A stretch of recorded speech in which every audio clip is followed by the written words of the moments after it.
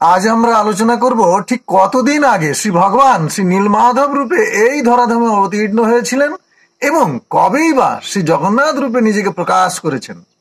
শ্রী ব্রহ্মার প্রথম পরার্ধে শ্রী ভগবান শ্রী নীলমাধব রূপে শ্রী শঙ্খক্ষেত্র নীলাচলে অবতীর্ণ হন পতিত নিজ জাতির প্রতি কৃপা বিতরণের জন্য।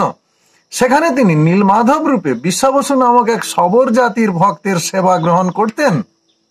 তারপর শ্রী ব্রহ্মার দ্বিতীয় পরার্ধে মনুসন্ধি এক যুগ গত হলে যে সত্যযুগ আরম্ভ হয়, সেই সত্যযুগে মালব দেশের অবন্তীনগরের এক সূর্যবংশীয় পরম বিষ্ণু ভক্ত মহারাজা ইন্দ্রদ্যুম্নের রাজ সেবা গ্রহণের অভিলাষে তিনি স্ব ইচ্ছায় দারু ব্রহ্মরূপে নিজেকে প্রকাশ করে সেই রাজ সেবা গ্রহণ করছেন।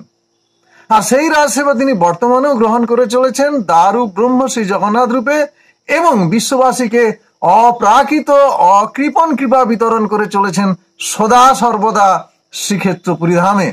অর্থাৎ সৃষ্টির প্রায় প্রথম থেকেই শ্রী ভগবান আমাদের কৃপা বিতরণ করে চলেছেন শ্রী ব্রহ্মার প্রথম পরার্ধে নীলাচলে নীলমাধব রূপে এবং তারপর শ্রী ব্রহ্মার দ্বিতীয় পরার্ধে মনুসন্ধি এক যুগ গত হলে যে সত্যযুগ আরম্ভ হয়, সেই সত্যযুগ থেকে আজ পর্যন্ত শ্রীক্ষেত্র পুরীধামে দারু ব্রহ্মরূপে শ্রী জগন্নাথ রূপে অবস্থান করে তিনি আমাদের কৃপা আশীর্বাদ করে চলেছেন। জয় জগন্নাথ।